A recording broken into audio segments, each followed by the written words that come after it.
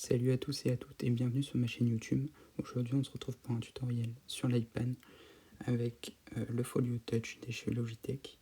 Alors moi je suis avec la version de l'iPad Air 2020, mais ça fonctionne avec les autres versions comme l'iPad Pro, l'iPad classique ou peut-être l'iPad mini aussi. Je sais pas s'ils ont fait des claviers pour l'iPad mini. Dans tous les cas ça revient au même parce que c'est un problème avec le logiciel. Parce que normalement quand vous avez installé le clavier pour la première fois, il vous a demandé de faire une mise à jour. Et pendant cette mise à jour, si vous êtes ici et que vous avez un problème avec le trackpad aujourd'hui, c'est parce que vous avez utilisé le clavier pendant cette mise à jour, ou le trackpad, ou l'iPad. Je m'en suis rendu compte après, moi j'ai fait l'erreur aussi. Et pour réparer cette erreur, j'ai cherché des solutions sur internet. J'ai pas trouvé. C'est seulement bien après, en marquant mon problème en anglais sur Google, que j'ai fini par trouver. Mais sinon, il n'y avait rien du tout en français. Donc, pour vous épargner toutes ces recherches, j'ai décidé de vous proposer ce tutoriel aujourd'hui.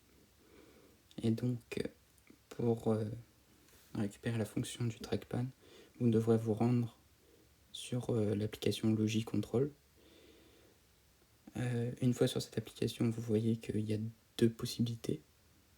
Juste cocher notification de mise à jour et la case grisée votre application, votre clavier est à jour. Par contre, il existe une fonction cachée pour récupérer la mise à jour du clavier. Et cette option, elle se fait en appuyant simultanément sur la touche Option Q, W et E sur l'écran. Une fois que vous faites ça pendant 2 à 3 secondes, votre clavier est à jour va apparaître en bleu. Et à partir de là, vous pourrez... voilà, vous voyez maintenant sur l'écran. Mais à partir de là, vous pourrez relancer la mise à jour.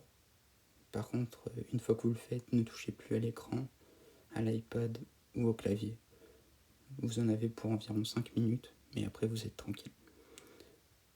Après, vous aurez récupéré la fonction du trackpad, le clavier, la fonction rétroéclairée. Parce que j'ai dit trackpad, mais ça peut être un autre problème qui est lié à ça. Donc voilà, c'est fini pour cette première partie du tutoriel. Alors maintenant, je vous propose dans une nouvelle partie d'accéder aux réglages, puis d'aller dans l'onglet Général. Ensuite, vous allez dans Trackpad. Et là, vous allez avoir plusieurs options pour améliorer votre expérience avec le trackpad.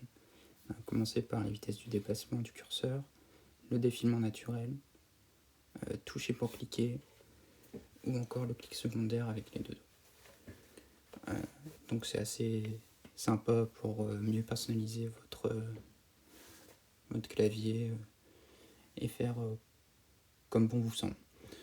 Donc voilà, j'ai terminé pour ce tutoriel. J'espère qu'il vous aura plu, qu'il vous aura aidé, que vous aurez réussi à retrouver la fonction du trackpad. Et si c'est le cas, n'hésitez pas à me le dire en commentaire, à mettre un pouce bleu si vous avez apprécié cette vidéo et à vous abonner si vous voulez avoir accès à d'autres vidéos comme ça par la suite sur ma chaîne. Donc je vous remercie d'être resté jusque la fin et je vous dis à bientôt pour une prochaine vidéo.